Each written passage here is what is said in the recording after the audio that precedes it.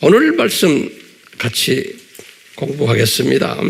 오늘은 아주 특별한 제목인데 왜 예수님께서 이 베드로가 신앙 고백을 하게 한 후에, 그것도 베드로의 입에서 한 게 아니지 않습니까?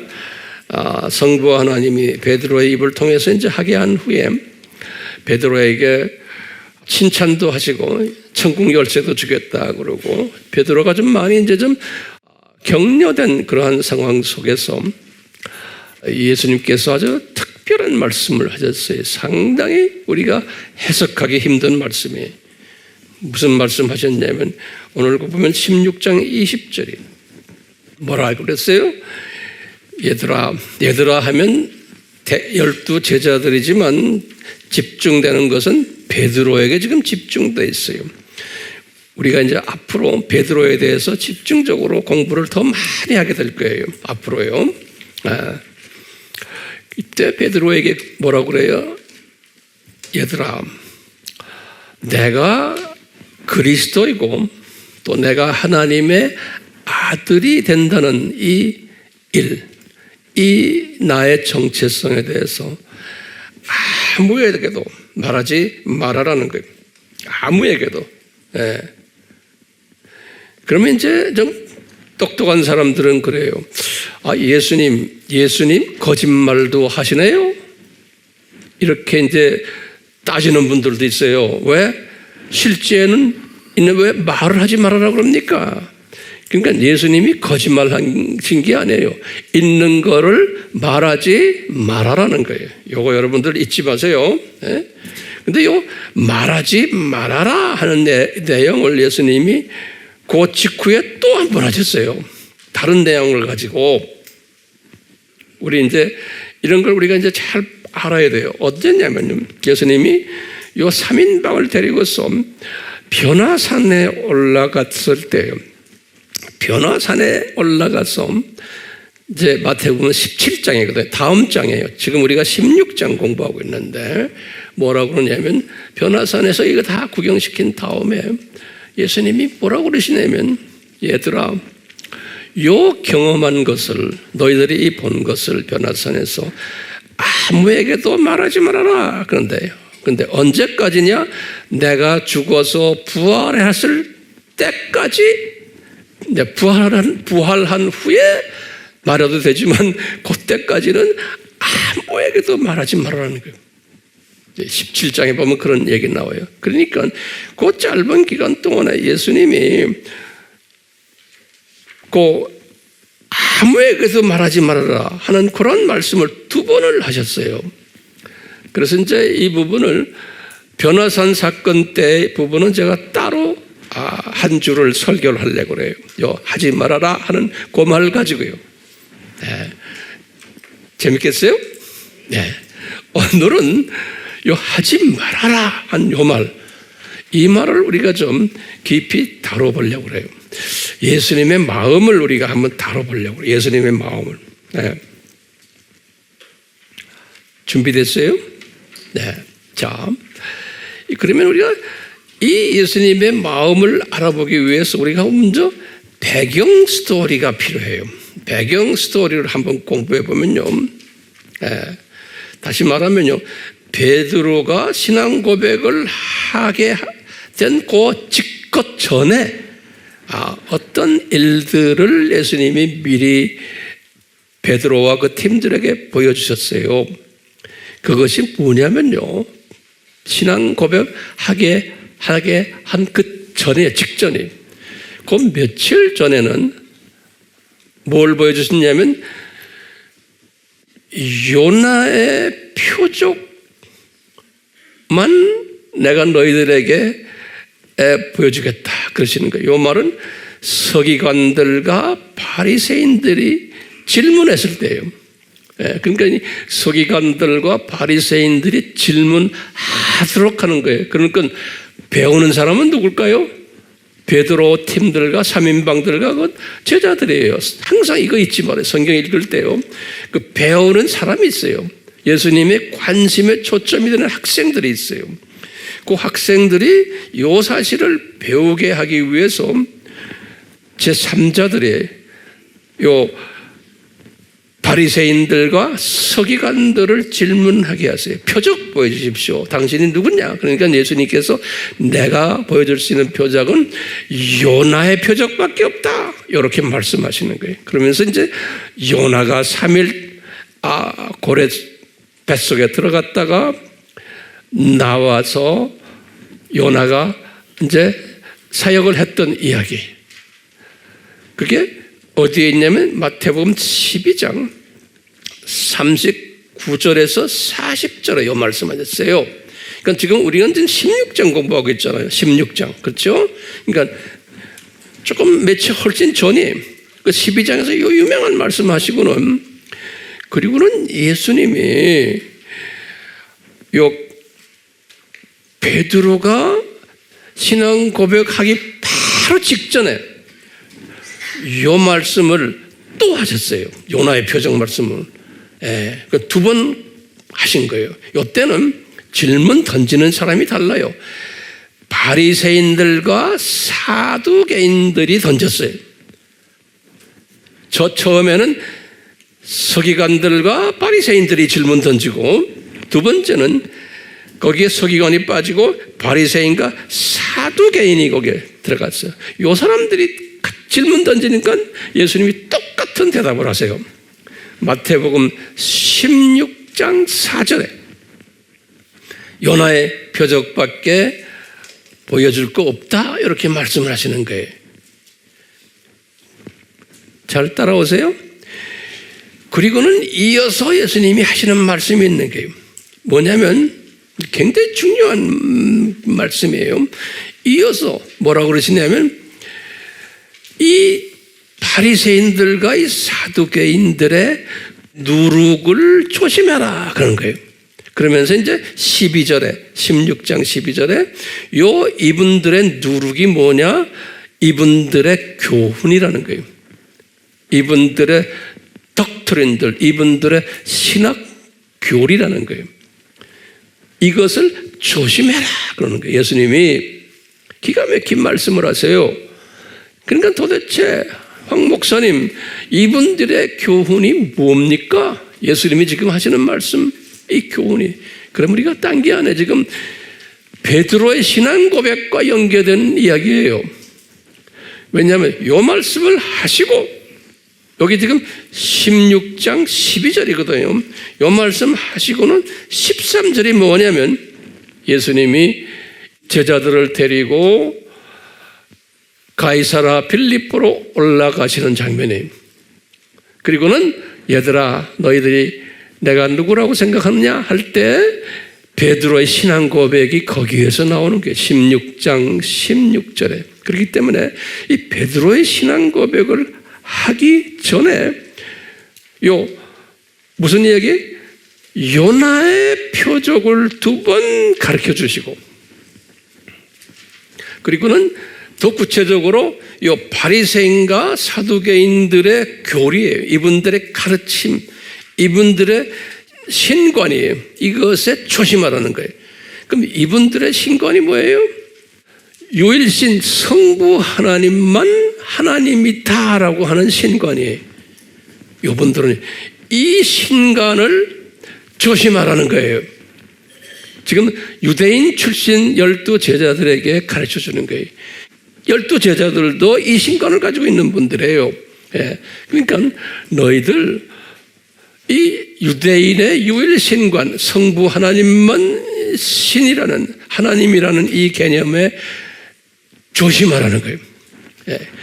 그러시면서 이제 베드로의 입을 통해서 주는 그리스도시요 하나님의 아들이라는 이 고백을 하게 하는 거예요. 다시 말하면 하나님의 아들이라는 말은 제가 칼럼에서 자세히 썼지만 삼위일체 하나님 중에 제2위 되시는 분이 예수님이라는 이야기예요.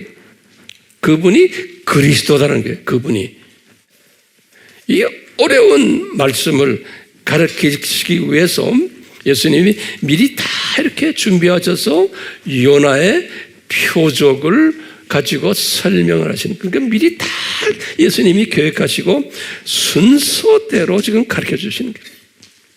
그럼 우리가 다른 말로 표현하면 이 요나의 표적 속에는 누구 이야기가 들어있어요? 베드로의 신앙 고백이 들어있는 거예요. 이 요나의 표적 속에, 다른 말로 표현하면 요나의 표적은 뭐였죠? 인자가 3일 밤을 땅의 깊은 곳에, 그랬어요. 예수님이 설명하시기를 고래 뱃속인데, 예수님은 지금 이 마태복음에서 뭐라고 하냐면 땅의 깊은 심장 속에 내가 들어갔다. 3일 동안 요나가 들어갔다는 거예요.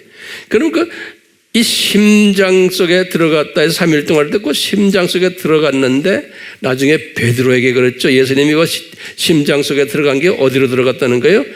음부에 들어갔다 그랬어요. 베드로 전서 3장 19절. 실제로 예수님이 죽으시고 3일 동안 낙원에 올라가지 않으시고 그 음부 속에 들어가는데, 우리가 공부했죠. 그 음부 속에서 전도하셨다고 그랬죠.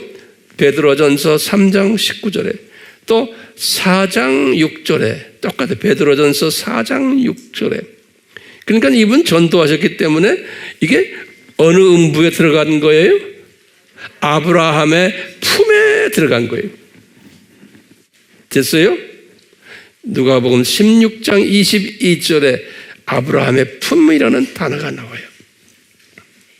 그렇기 때문에 예수님께서 이 요나의 표적은 예수님의 죽으시고 그리고는 3일 동안 아브라함의 품에 들어가서 예정된 하나님의 자녀들, 유대인들과 또 이방인들, 복음을 듣지 못해서 아브라함의 품으로 내려갔던 분들에게 뭐 했다고 그랬어요? 우리가 무슨 공부했죠?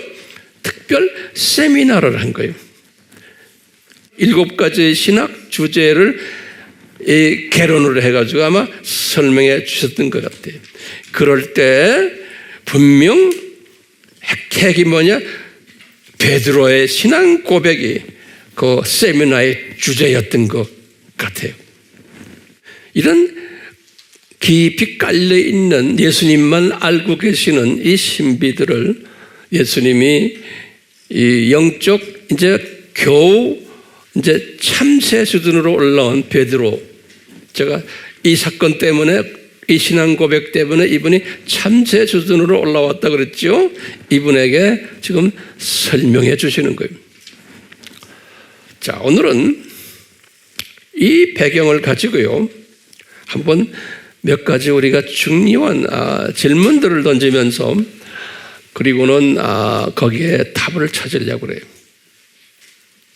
그러면 베드로가 신앙 고백을 그렇게 했잖아요. 했을 때 이것이 자기가 고백한 신앙 고백이 요나의 표적과 같은 내용이라는 것을 베드로가 알았을까요? 이거 이제 질문해 보는 거예요. 그러면 우리 대답은 뭐예요? 몰랐다, 이렇게 대답해야 돼요. 몰랐다. 몰랐어요. 그런데 이제 예수님께서는 그렇게 그냥 일방적으로 한 거예요. 그러니까 이제 베드로의 입장에서는 자기가 고백한 이 고백이 요나의 표적과 같은 맥락의 고백이다라는 것을 만약에 가르쳐 줬으면 예수님이 베드로가 소화했을까요? 못했다, 이렇게 말해야 돼요. 그런데 영적 병아리였는데, 이 사람이 영적 참새가 곧 금방 된 사람인데, 영적 참새 수준이 되어도 이 깊은 베드로의 신앙 고백과 요나의 표적을 소화할 수 없다는 거예요. 왜냐? 이분들은 유일신 개념만 가지고 있지 삼위일체 개념을 소화를 할 수 없었던 거예요. 거기다 또 큰 게 있어요. 왜 이 유대인들이 이 유일신 개념에만 눈이 떠 있고 삼위일체 개념에는 눈이 감겨져 있을까? 그러면 여러분들이 뭐라고 대답하셔야 돼요? 네? 그러면은 이제 요것을 나중에 바울이 에베소서를 쓰실 때 깨달은 거예요. 그 바울도 에베소서는 주후 60에서 62년 아니에요. 그렇죠? 그러니까 바울이 개종해가지고 25년이죠. 주 60년이면 그렇죠. 35년 플러스 25 하면 약 25년 동안 아주 풀타임 사역을 하시면서도 이 개념에 대해서 유대인들이 왜 이것을 소화 못할까라는 것을 바울이 25년 후에 깨달은 것을 에베소서에 기록한 거예요. 에베소서 1장에서부터 3장에 보면 그 스토리예요. 특히 에베소서입니다. 에베소서 1장에서부터 3장이에요. 근데 3장에 가서는 예수님이 이것을 우리 공부했죠. 3장 4절에 이것이 그리스도의 신비다 그러는 거예요. 다시 말하면 유대인들은 예수 그리스도가 제2위 하나님이심을, 다시 말하면 하나님의 아들이심을 수용하지 못하도록 디자인되어 있다는 거예요. 이것을 바울이 깨달은 거예요. 그래서 바울이 뭐라고 그랬냐면 그리스도의 신비라 그랬어요. 한국 성경에는 신비를 비밀이라고 그러는데 아니에요. 비밀이 아니고 영어로는 그렇게 The mystery of Christ, mystery. 에베소서 3장 몇 절에? 4절에. 그래가지고 에베소서 쭉 보면요, 뭐가 나오냐면요, 이런 게 나와요.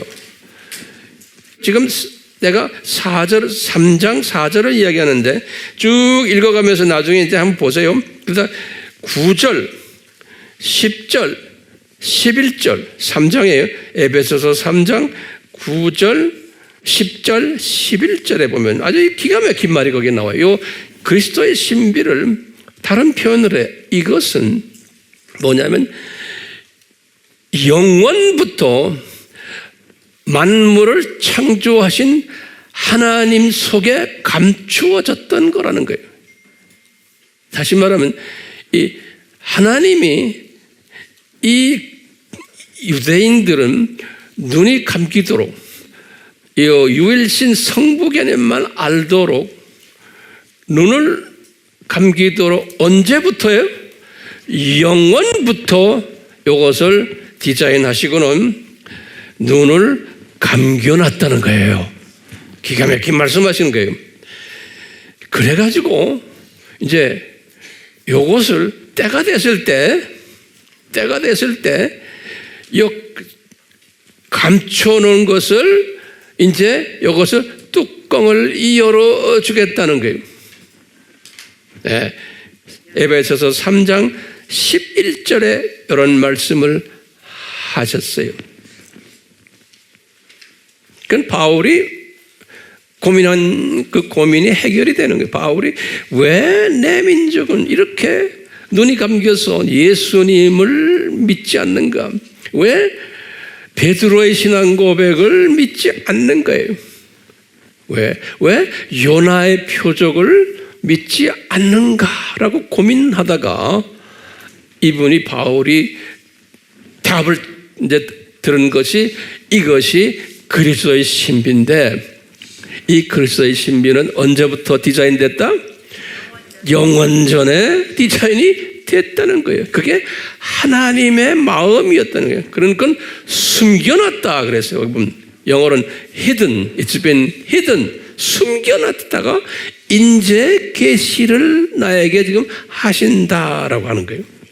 예. 그러니까 이것은요, 바울도 25년을 섬기다가 이제 이것을 발견한 걸 보면 대부분의 하나님의 자녀들은 이 사실에 대해서 잘 모르게 되어 있다라고 보는 거예요. 그러니까 오늘 우리 주변에도 기독교인들이 많지만 이 유대인들이 왜 예수를 안 믿는가, 지금도. 왜 유대인들이 저렇게 소위 말하면 복음에 저렇게 저항하는가? 지금 이스라엘을 봐도 그렇고. 왜 그러냐 하면 뭐라고 대답해요? 대부분 사람들은 그 사람들 나빠서 그렇다고 그러는 거예요. 왜? 예수님을 죽이는 놈들이기 때문에. 그래서 예수님이 저주를 내렸다. 이 사상은 어떤 종말론 사상을 가진 사람들이 말해요? 무천년주의와 후천년주의 사람들이 그런 말을 해요. 특히 무천년주의 사람들이 이렇게 말하는 거예요. 그러니까 우리 주변에, 우리나라에도 이 무천년주의가 상당히 많아요. 그렇기 때문에 이스라엘 사람들에 대해서 이렇게 생각하는 사람들이 상당히 많아요. 근데 그렇다고 해서 구원이 없나요? 예, 구원받은 하나님의 자녀들인데 시각이 그 수준에 갔기 때문에. 시각, 내가 항상 그러죠? 네, 시각이. 그러면요, 이제 여러분들이 나에게 이제 질문 한번 던지는 거예요. 무슨 질문 던지나? 요거에 대답을 해야 돼요. 다 우리가 예전에 공부한 것들인데 내가 다른 각도로 설명해 주는 거예요. 그러니까 이게 영원전에 이 플랜을 짰는데, 이 영원전에 이 플랜을 짠 것을 누구한테 처음 이 플랜을 실제로 이야기해 주셨나? 그러면 첫 번째 누구냐면 누구예요? 네? 모세인 거예요. 주전 1500년이에요. 주전 1500년 때 모세에게 이 플랜을 설명해 주시는 거예요. 근데 모세도 이 플랜을 받았지만 이것이 영세전에 준비돼서 숨겨놨다는 걸 이분도 내보기엔 잘 몰랐어요. 그냥 받은 거예요. 베드로의 이 신앙 고백처럼. 그게 모세가 죽기 바로 직전이에요. 신명기 32장 20절에서 21절에 그렇게 써놨어요. 모세가 써놓은 거예요. 얘들아, 너희들 이제 눈이 감기고 이방 사람들이 눈을 떠가지고 여호와가 누군지를 알게 될 거라는 거예요. 신명기 어디에? 32장 20절에서 21절. 굉장히 중요한 성경 구절들이에요. 예. 이 말씀을 모세가 주전 1406년에 죽었거든요. 그래서 이 주전 1406년에 하신 거예요. 120살 됐을 때 이 말씀 하시고 이분이 주님 나라에 가셨어요. 자, 모세가 이렇게 하시고는 이제 약간 다윗 때, 한 400년이 지나서 다윗 때 다윗에게 또 이 말씀을 보여주셨어요. 시편 69편 22절에서 23절이 다윗도 이것을 보았지만 이게 무슨 뜻인지를 몰랐어요. 그냥 보여주시는 거예요. 예, 똑같아요, 우리에게도요. 그리고는 300년 후에 이사야 때 주전 700년이 이사야서 6장 9절에서 10절이 이때 또 요 신비를 가르쳐주는 거예요. 유대인들의 눈이 감기고 그래서 여호와를 보지 못하고 이방인들이 여호와를 볼 것을. 그리고 이따가 지금 바울이 로마서를 쓸 때 57년의 주후 이 고민을 하다가 성령님이 바울에게 말씀하시는 거예요. 내가 모세에게 말하지 않았느냐? 다윗에게 말하지 않았느냐? 이사야에게 말하지 않았느냐? 이 말씀을 누구한테 해요? 바울에게 하시는 거예요. 그게 바울이 그 말씀을 로마서 11장 8절에서 9절에 써놨어요. 로마서 11장 8절에서 9절에. 이게 주후 몇 년에? 57년에. 바울도 이렇게 했지만 이것을 그냥 아하 이렇구나. 이게 그냥 이렇게 하셨구나라고만 바울도 알았을 것 같아요.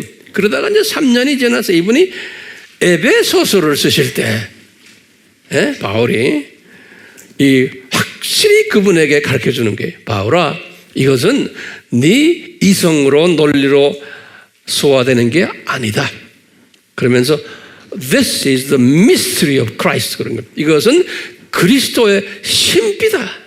그러면서 이제 에베소서 3장에 쭉 설명하는 거예요. 그러면서 이것은 영세전에 하나님의 마음이 그랬고 이것을 숨겨놨다가 이제야 계시해 준다라고 말씀하시는 거예요. 예.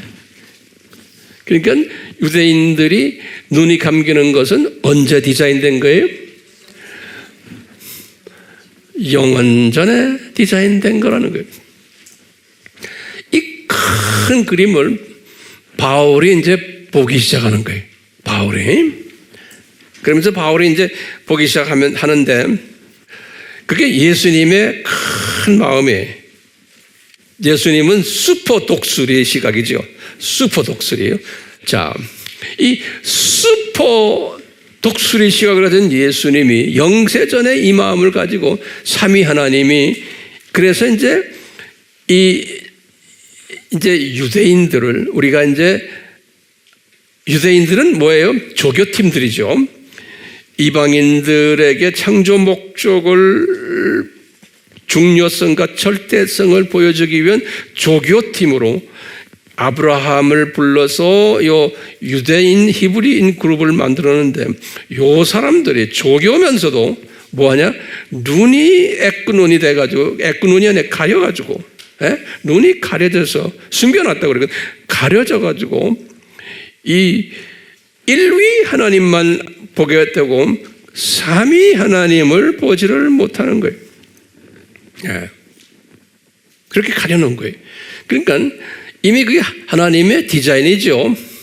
그렇기 때문에 예수님께서 이제 이 베드로가 신앙 고백을 하게 한 후에 야 얘들아 이것을 네 주변에 있는 유대인 사람들에게 바리새인이나 서기관이나 사두개인들이나 열성당원이나 이런 분들에게 내가 그리스도이고 내가 하나님의 아들이다. 하지만 제2위의 삼위 하나님이다라는 것을 말하지 말아라 그러는 거예요.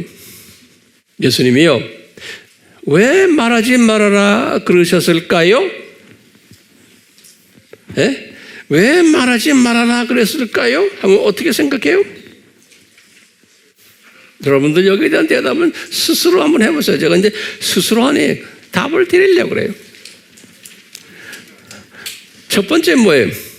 말하지 말아라 하는 것은 이 유대인들이 예수님의 이 삼위 하나님의 안에서의 아버지와 이퀄되는 이위 하나님이시고 그리스도시고 메시아이심을 말했다가는 소화가 돼요 안 돼요? 소화를 못해요. 거기 첫 번째 대답이죠. 소화 못하죠. 네. 소화를 못하는 게 이분들의 잘못이요? 아니죠. 이건 하나님의 디자인인 거예요. 그러니까 하나님의 디자인이기 때문에 이분들은 이것을 소화할 수가 없는 거예요. 이 베드로의 신앙 고백, 요나의 이 사건은 이분들은 소화할 수 없게끔 되어 있는 거예요. 소화할 수 없는 사람들에게 이야기해야 이건 역기능 반응밖에 안 나오는 거예요. 왜? 이분들은 자기네가 믿고 있는 이 성부 하나님을 엄청난 거룩한 하나님으로 믿는데 이분과 이퀄되는 또 제2위의 하나님이 계시다 그러면 어떻게 돼요? 이건 신성모독인 거예요. 그러니까 이제 이 가야바 같은 사람은 이 신성모독 때문에 예수님을 사형시키려고 그랬어요. 그러니까 지금 베드로의 신앙 고백 이때는 예수님이 3년 공생애 때의 초기 단계예요. 그러니까 예수님은 계획 속에서 초기 단계인데 나를 죽이려고 하는 그 유대인들이 막 그냥 많이 덤벼들면 예수님이 3년 공생애를 할 수가 없는 거예요. 왜? 예수님이 3년 공생애를 하셔야 되거든요. 하시면서 제자들을 훈련시켜서 한꺼번에 안 되거든요. 3년 동안 예수님의 이 정체성을 이런 모양으로 저런 모양으로 보여주면서 현장에서 이렇게 현장 교육을 시키면서 훈련시키면서 한 3년간은 훈련시켜야 된다라고 예수님이 이미 계획하신 거기 때문에 이 3이라는 숫자. 그런데 이 3년 이제 시작하려는데 예수님을 십자가에서 미리 죽이게 하면 됩니까? 안 되잖아요. 그러니까 예수님은 사람들의 마음을 아시니까 이 소화 못하는 저 사람들에게 이 말은 하지 말아라. 해놓으면 골치 아프다. 이런 소리나 마찬가지. 우리 식으로 말하면, 예? 그러니까 소화하지 못하는 사람들은 그래 놓으면 내가 너희들과 3년 동안 해야 될 여러 가지 계획이 있는데 이 계획에 차질은 오지 않지만 복잡해진다. 그러니까 아예 말하지 말아라. 이런 거예요. 됐어요? 네. 그러니까 이 큰 그림을 갖고 계신 분 예수님이 이분들은 영적 시각장애들이거든요. 시각장애자들. 예? 그러니까 내가 볼 때 두더지보다도 더 두더지는 눈이나 해서 떠서 보지만 이분들은 시각장애자들인데 이분들한테 이 큰 그림을 이야기해 주면 이게 됩니까? 이건 소화 못 하거든요. 그러니까 더 골치 아프게 떠들 거다라고 예수님은 다 아시고는 그러면서 그 안에서도 예수님께서 보면요. 은혜를 베푼 시각장애자들이 있었어요. 항상. 그래서 이 은혜 시리에서 우리가 굉장히 중요한 개념이에요. 같은 유대인인데 은혜를 받아가지고 예수님의 정체성을 수용하는 몇몇 사람들이 있어요. 그게 누구예요? 이 12 제자들도 못했을 때예요. 왜냐면 니고데모 같은 사람이에요. 요한복음 3장이에요. 요한복음 3장은 지금 3년 공생에서의 초기 단계예요. 요한복음 3장 이야기가 니고데모와의 이야기예요. 그 니고데모는 이미 예수님의 정체성을 안 거예요. 수용한 거예요. 그 유명한 그 지식인이 그러니까 이게 은혜죠. 예? 아리마대 요셉도 마찬가지. 다들 공회원들이 아니고 우리가 봤던 국회의원들이에요. 신기해요. 그러니까 보면 항상 거기에 은혜 받은 소수가 있구나라는 것을 우리가 알 수가 있어요. 예. 게다가 우리 보면 사마리아 여자 이야기도 보면 요한복음 4장에 보면 사마리아 여자는 유대인이 아니잖아요. 사마리아 사람인데 예수님을 메시아로 딱 인정하는 그러한 이야기가 나와요. 그렇기 때문에 예수님의 그 은혜가 임한 사람은 눈 감긴 사람들 중에서도 이 예수님의 정체성을 수용하는, 다시 말하면 일위 하나님 개념을 포기하고 삼위 하나님 개념으로 들어가는 소수의 은혜자들이 있는 거예요. 12 제자들도 아직까지 준비가 안 된 상태에서. 그러니까 우리 주변에도 항상 오늘날에도 그런 특별한 분들이 있다고 저는 보고 있어요. 오늘날도요. 네. 자, 이런 설명 가운데 제가 오늘은 바울이 깨달은 이야기예요. 이제 로마서 11장 이야기인데요. 거기에 보면은 기가 막힌 바울의 깨달음을 우리에게 가르쳐 주고 있어요. 이게 뭐냐면요. 바울이 이제 이것을 깨닫고 9장에서, 로마서 9장에서 이 신비를 깨닫고 바울에게 뭘 가르쳐 주시냐면 11장에서 이 참 감람나무와 돌 감람나무의 이야기를 해주세요. 바울에게. 바울이 이 두 나무들의 그 이야기를 통해서 우리에게 본인도 깨달았지만 우리에게 가르쳐주는 게 있어요. 이걸 내가 간단하게 설명할게요. 이 감람나무는 본래 예수님 아닙니까? 그런데 이 성령님이 바울에게 이런 이야기를 해줘요. 이 유대인들은 복음을 받은 민족이죠. 유대인들은 복음을 받은 민족으로서 참 감람나무라는 거예요. 유대인들이. 지금 이 말씀 잘 들으세요. 그래서 영어로는 a good olive tree, 그래서 good olive tree, 올리브 감람나무예요. 그런데 이 참 감람나무가 깊이 뿌리가 있잖아요. 그 참 감람나무의 뿌리는 이제 영양분을 주고 나무가 자라도록 하는 그것이 뿌리거든요. 이 뿌리가 예수님이라는 거예요. 이 뿌리가. 이제 그림을 이제 머릿속에 그리면서 제 말 들으세요.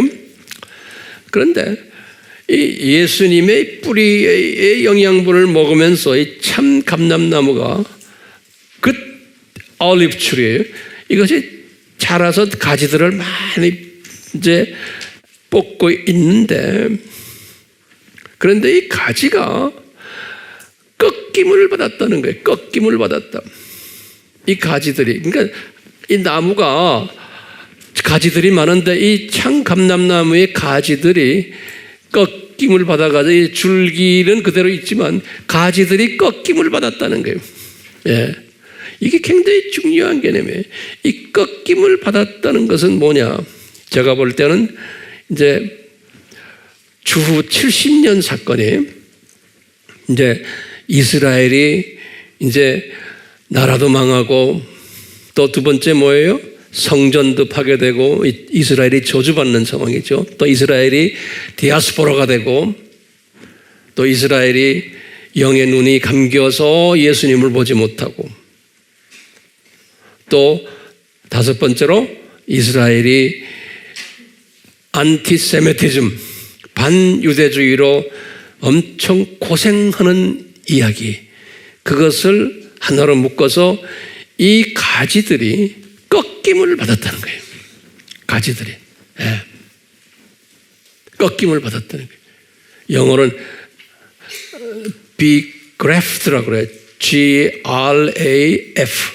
거기다 이제 수동형으로는 F-F-E-D 그래서 be graft 그래. 이 외국에서 이제 영어권 하는 사람들은 이 단어를 많이 써요.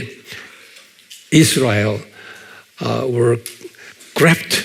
이 가지가 꺾여버렸다. 꺾였는데 cutting 됐다는 소리예요. graft는 꺾였다는 소리 아니에요. cutting이 됐는데 거기에 뭐가 있냐면 돌 감람나무 가지를 거기다가 접목을 시켜버렸다는 게. 돌 감람나무를 한국말로는 돌이라고 그랬는데 원어나 영어 성경은 wild olive tree, wild 그러니까 들에 있는 들, 야생 감람나무들, 그게 좀 이방인들을 이야기하는 거예요.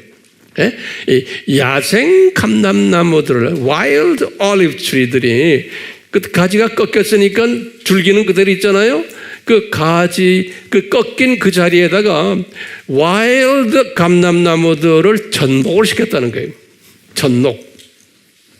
그것을 그래프트라고 그래요. 그래프트. 접목시켰다. 그래요. 그래서 접목을 시켜놓으니까, 이 감람나무가 이제는 주 70년 이후에는 이 진짜 유대인 감람나무는 싹 없어져 버리고, 이제 이 와일드 감람나무들만 자라나가지고 이 나무가 엄청 커진 거예요. 저 따라오세요? 그림 그리세요? 그러니까 누구의 영향을 먹으면서 커졌어요? 뿌리, 이 뿌리, 예수님의 영향을 먹으면서 이방인들이 이렇게 커졌다는 거예요. 그러면서 이제 중요한 말씀을 해요. 그러면 유대인들은 잘려가지고 싹 없어졌으니까 이 유대인 감람나무는 어떻게 됩니까? 라고 물어보잖아요. 그런데 거기에 보면 뭐라고 써있냐면 벌써 뭐냐면 그 뿌리에 영어로는 스텀프라고 그래요. STUMP, 스텀프라고 그래요. 한국말로는 그것을 구루터기라 그랬어요. 우리 농사 짓는 사람들 알죠? 거기에 구루터기를 남겨놨다는 거예요. 다시 말하면 진짜 감람나무, 유대인 감람나무를 위에 지금 가지들은 다 없어버렸지만 밑에 구루터기를 남겨놨다는 거예요. 그래서 이것을 구루터기 신학이라고 그래요. 이것은 이제 구루터기란 단어가요, 이사야서 6장 13절 또는 다니엘서 4장 15절 또는 다니엘서 4장 23절 26절 하면 요 유명한 스탬프라는 단어가 나와요. 이 구루터기, 이거 남겨둔 거예요. 이것을 다른 말로 표현하면 남은 자라는 표현 쓰는 거예요. 남은 자, remnant, 우리 많이 배웠잖아요. 이 남은 자나 같은 의미. 이사야서 1장 9절, 11장 12절, 11장 11절, 예레미야 23:3, 스가랴 8장 12절, 바울이 똑같이 그 로마서 11장 5절에 그렇지. 남은 자, 그런 게. 요 남은 자들. 그러니까 유대인 중에서 요 스탬프를 남겨놨다는 거예요. 때가 되면 이제 이 스탬프가 이제 싹을 내면서 자라는데 언제 자라요? 언제 여기 스탬프가 싹이 나와요? 이방인의 충만한 숫자가 차갈 때 여기에 나오게 돼 있는 거예요. 그러니까 이 나무에 이방인들이 더 하나님의 예정된 이방인 숫자가 있잖아요. 그래서 그 유명한 말씀이 똑같이 로마서 11장 25절인 거죠. 25절과 26절인 거예요. 그래서 이제 이 나무가 와일드 올리브 트리 나무가 꽤 커졌는데 이제 어느 정도 다 이제 커진 그런 나무에 저 밑에서 스탬프가 나오기 시작하는 거예요. 오케이? 그러니까 이 스탬프가 나오는 게 예수님이 그래서 여기 14만 4천 명의 스탬프가 나오게 돼 있다는 거예요. 여기 언제냐? 예수님의 공중 재림 전에요. 잘 들으세요. 예수님의 공중 지상 재림이 아니에요. 공중 재림 전에 요 스탬프가 나오는데 이 스탬프가 14만 4천이 된다는 거예요. 유대인의 복음하더니 이 14만 4천은 삼위 하나님을 믿는 사람들이. 그래서 예수님의 제2위 되시는 사건을 믿는 사람들이. 그 유대교가 이거는 아니구나라고 믿는 사람들이 나타나는데 언제 나타나느냐? 유대인들이 이방인의 예수님이 이미 디자인하신 숫자가 있어요. 그 숫자가 찰 때 이 스탬프가 14만 4천이 나온다는 거예요. 그래서 이제 여기에 대한 자세한 얘기는 내가 이제 또 이 시리즈를 따로 하려고 그래요. 자, 그러면 요 14만 4천이 오늘날 메시아닉 유대인이라고 그러잖아요. 요 메시아닉 유대인들이 지금 일어나고 있어요. 요새. 그래서 메시아닉 유대인들이 여기저기서 많이 일어나는데 어떻게 계산하면 14만 4천이 넘어요. 근데 이제 이게 또 우리 문제인 거예요. 그러니까 이제 무천년주의자들은 이거 안 믿어요.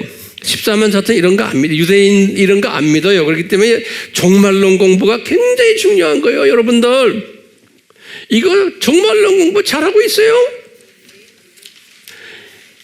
이거를 모르는 사람들이 뭐 성경 가르친다고 그러고 뭐 설교한다고 그러니까 이 그냥 이상한 말들 하고 그러는 거예요. 앉아있는 사람들은 그냥 혼돈스럽게 앉아있는 거예요. 왜? 영적 두더지나 영적 그냥 병아리 수준을 가지고 이야기하는 거예요. 이 큰 그림을 보질 못하기 때문에 그러는 거예요. 그래서 여러분들에게 제가 이런 말 하는 게 뭐예요? 큰 그림을 보여주기 위해서 제가 이런 말 하는 거예요. 어려워요? 어렵지 않기를 바라요. 자, 다시 보세요. 오늘날 요 14만 4천이 가짜들이 많은 거예요. 그러니까 이거 영적 분별력을 우리가 가져야 되는 거예요. 그러니까 오늘날 메시아닉 유대인이라고 해서 다 그게 메시아닉 유대인이 아니에요. 그 안에 가짜 유대인들이 상당히 많아요. 오늘날 이스라엘이라는 저 나라 땅에 또 전 세계 유대인이라는 사람들이 가짜들이 더 많아요. 여기에 대한 자세한 것은 내가 아주 자세히 또 언제 설명할 때가 와요. 그렇기 때문에 유대인이라고 해서 유대인으로 보시면 안 돼요. 오늘날은요, 이 속임당해요. 왜? 이 두 짐승 세력에 의해서 이 가짜들이 많이 만들어졌어요. 그러니까 우리는 진짜 14만 4천이 누군지를 몰라요. 대강 짐작은 하고 있죠. 그러니까 예수님의 시각에서 이 14만 4천이 찰 때가 있어요. 그게 언제예요? 예수님의 공중 재림 때. 그렇기 때문에 우리의 할 일은 뭐예요? 우리의 할 일은 이방인의 충만한 숫자를 채우는 일을 우리가 하는 거예요. 우리는요. 그러면 이방인의 충만한 숫자가 차기하기 위해서 제가 지금 이번에도 3주 동안 나가서 이방인의 사역자들을 이런 걸 가르치고 당신들이 당신 나라에 있는 같은 랭귀지를 쓰는 미전도 족속들에게 들어가죠. 이것을 도전하고 방향 제시해 주기 위해서 다니는 거예요. 예. 자, 우리의 할 일은 이방인의 충만한 숫자가 들어오는 일에 참여하는 거예요.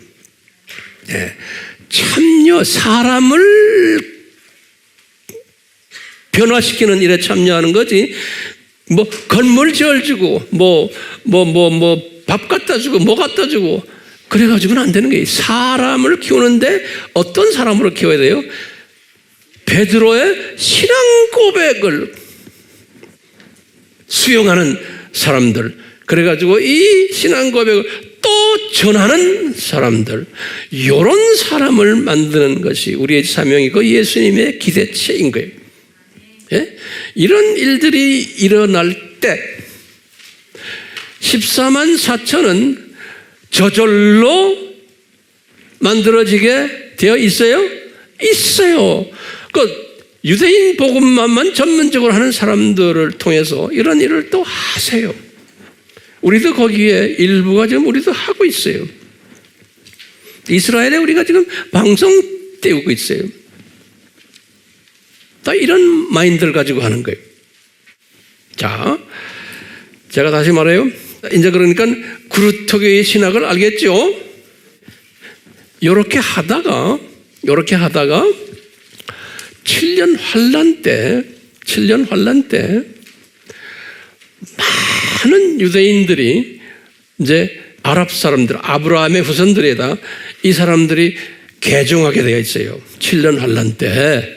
예.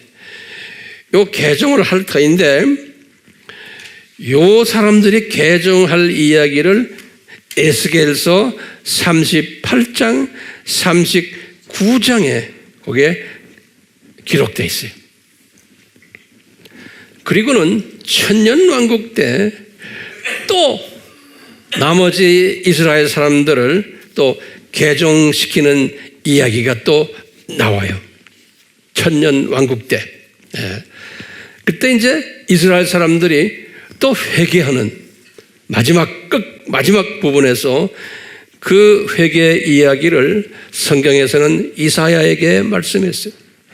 이사야서 25장 8절에서 9절,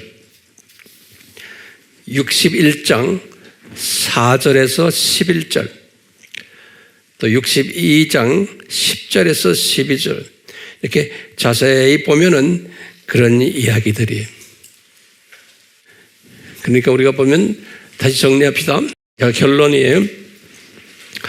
예수님이 제자들을 훈련시켜서 이 사람들이 이제 복음화를 시작하게 하잖아요.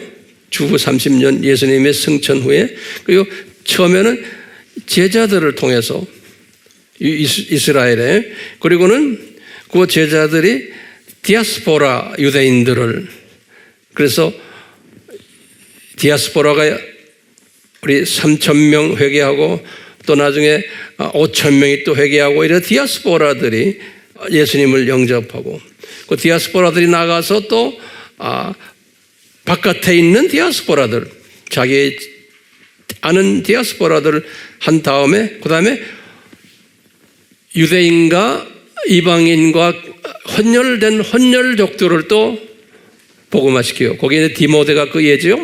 순서가 있는 거예요. 그리고는 그 혼혈족들을 통해서 로마 제국의 이방인들을 복음화하는 일이, 그것이 70년에 끝나는 거예요. 주후 70년에. 주후 70년에 딱 끝나면서 갑자기 유대인들이 그때부터 눈이 감기기 시작하는 거예요. 예. 왜냐? 이방인들이 이제는 다시 말하면 와일드 올리브 트리가 이제는 완전히 이제 자리 잡고 자라기 시작하는 때가 주후 70년인 거예요. 그러면서 이 진짜 올리브 트리는 어떻게 돼요? 뭐가 돼버려요? 숨겨져 가지고 뭐예요? 스탬프가 되는 거예요. 그루터기가 돼버리는 거예요.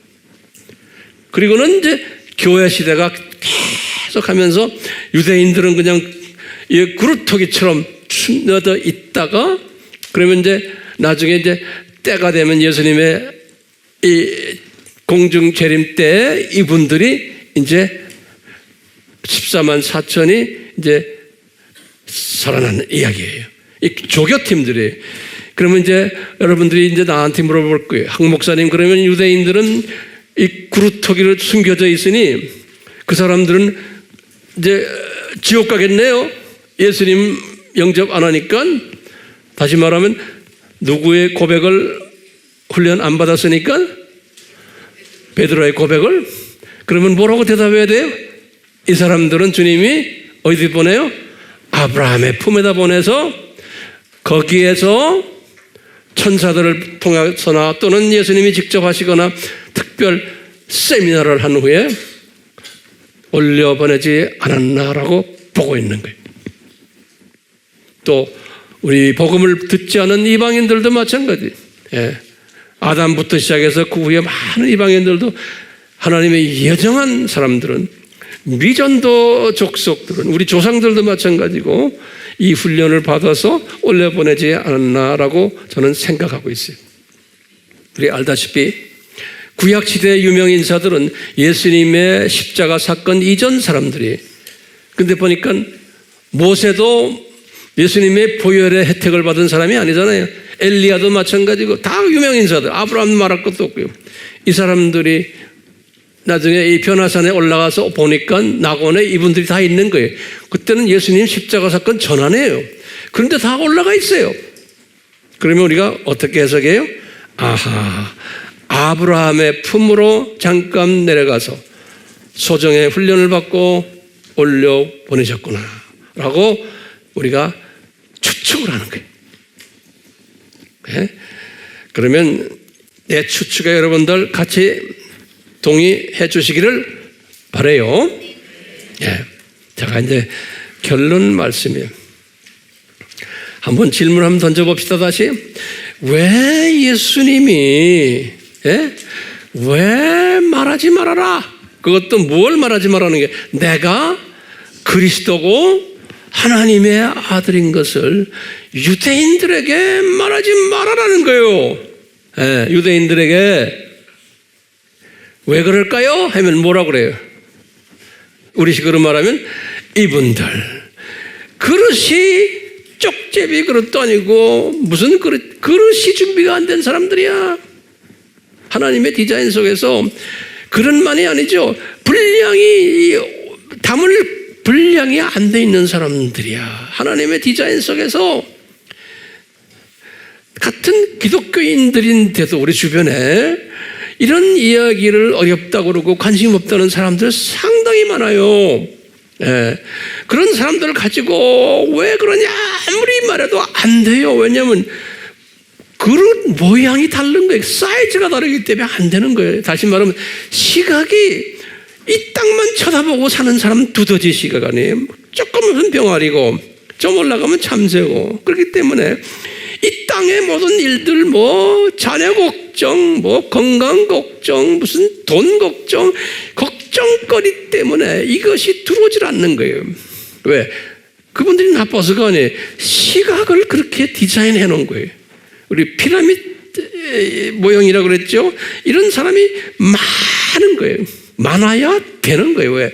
천국에 올라가면 이 출신들이 많아야 되는 거예요. 예. 그러니까 여러분들은 저나 어떻게 해야 돼요? 이런 사람들 주변에 있을 때 우리는 무슨 마음으로 이분들을 그냥 대해줘요? 팔복의 마음으로. 제가 항상 말하죠. 팔복의 마음으로 대해주는 거예요. 또한 영적 아들의 덕목 있죠? 네? 오리를 가자 그러면 심리 가지고 하는 거 있죠? 그 덕목으로 또 고린도전서 13장의 사랑의 덕목이에요. 오래 참고 무례히 행치 않고 자랑하지 않고 내가 좀 안다고 왜 자랑하면 밥맛없다고 덤벼들거든요. 그러니까 절대로 자랑하지 않고 이 마음을 가지고요. 네. 이 세 종류의 마음이죠. 팔복의 마음, 영적 아들의 덕목, 또 사랑의 덕목. 항상 잊지 마시고 묵상하는 거예요. 예. 그래서 이걸 쭉 하다가 이런 마음을 가지고 하다가 예정된 사람들은 이 발전되도록 예정된 사람들은 때가 되면은 깨닫게 되는 사람들이 나와요. 또는 아무리 해도 그냥 그 자리에 있는 사람들이 있어요. 그러면 아하, 이분은 그렇게 하나님이 디자인하셨구나 라고 그냥 편한 마음으로. 네. 그러면은 우리에게 항상 은혜가 넘치고 평강이 있게 되어 있잖아요. 네? 은혜와 평강. 이 큰 그림을 보는 사람은, 그래서 우리가 이 큰 그림 보는 연습을 자꾸 매주마다 하는 거예요. 매주마다. 네. 그러면은 주름도 없어지고, 왜? 스트레스 안 받으니까. 예? 그렇죠? 항상 모든 걸 봐도 부정적인 사건이 일어나도 이게 이렇고 할렐루야 주님이 하시는구나. 예?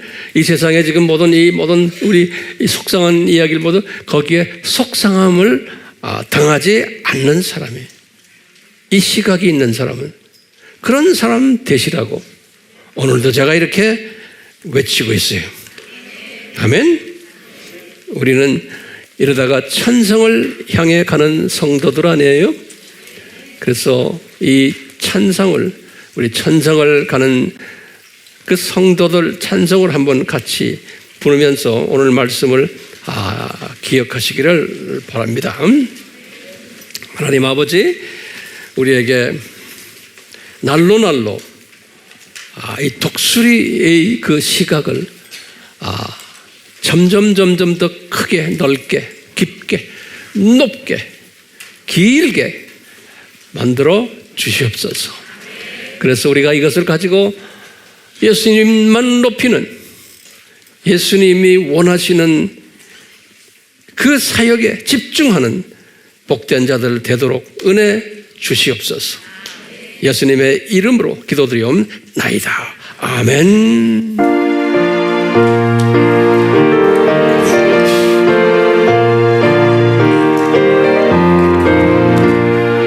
찬송을 향해 하는 성도들 앞길의 장애를 뛰어넘어라. 성령이 너를 인도하시니 왜 지체를 하고 있느냐. 앞으로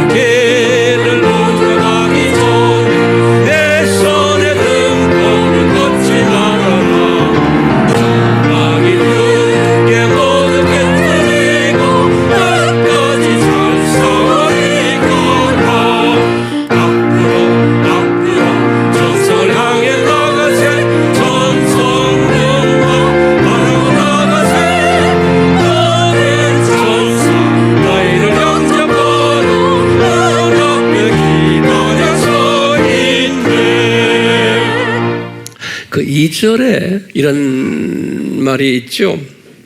너 가는 길을 누가 비웃거든 확실한 증거를 보여주어라.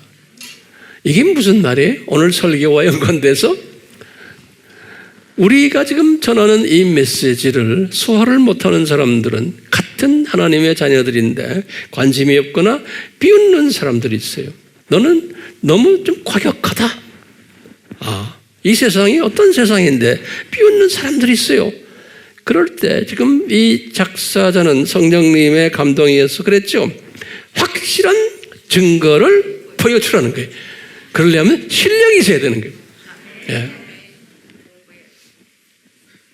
예수님, 우리에게 이 실력을 마음껏 부어 주시옵소서. 예수님의 이름으로 기도드리옵나이다. 아멘.